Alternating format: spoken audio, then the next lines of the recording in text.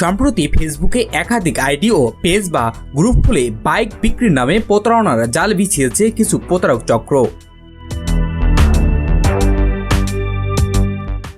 40 থেকে 65% মূল্য ছাড়ে ইন্ডিয়ান বর্ডার ক্রস মোটরসাইকেল বিক্রির জন্য বিজ্ঞাপন দিয়ে মানুষের সাথে প্রতারণা করছে এই চক্রটি। স্থানীয় প্রশাসনও এই বিষয়টির তদন্তে নেমে প্রতারণার চক্রে কয়েকজনকে শনাক্ত করতে সক্ষম হয়েছে বলে জানা যায়। ইতিমধ্যে আমরা কয়েকজনকে শনাক্ত করেছি, তাদেরকে গ্রেপ্তারে আমরা অভিযান পরিচালনা করছি।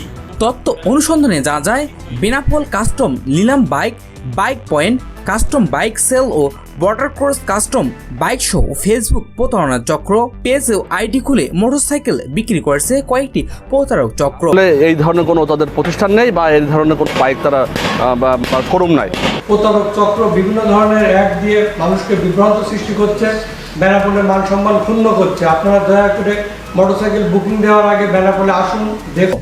দীর্ঘদিন ধরে এসব প্রতারণার চক্রে বিভিন্ন ধরনের বাইক ফ্যাক ভিডিও বানিয়ে বিক্রি সহ কাস্টমার নিলাম বাইক বলে সাধারণ মানুষের সাথে প্রতারণা করে আসছে। বাজার দর ছাড়া কম মূল্যের এসব বাইক বিক্রির কথা বলে বাইক হাতে না পেয়ে নিজেদের অর্থ খুইয়েই প্রতারণার শিকার হয়েছে অনেকেই। তো আমরা জানতে পারি বেশ কিছু লোক ইতিমধ্যে প্রতারণার শিকার হয়েছে বা প্রতারিত হয়েছে।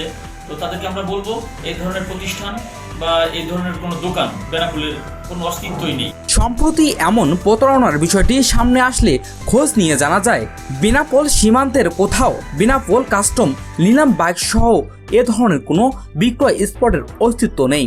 বেনাপোল ট্রান্সপোর্ট মালিক সমিতির সাধারণ সম্পাদক আজিম উদ্দিন গাজী বলেন, একমাত্র টিভিএস শোরুম ছাড়া বেনাপোলে সীমান্ত কোনো আর শোরুম নেই। এটি একটি প্রতারক চক্র। প্রত্যেকটা এলাকার লোকজনদেরকে বলবো যে আপনারা এই ধরনের প্রতারক চক্র থেকে দূরে থাকবেন।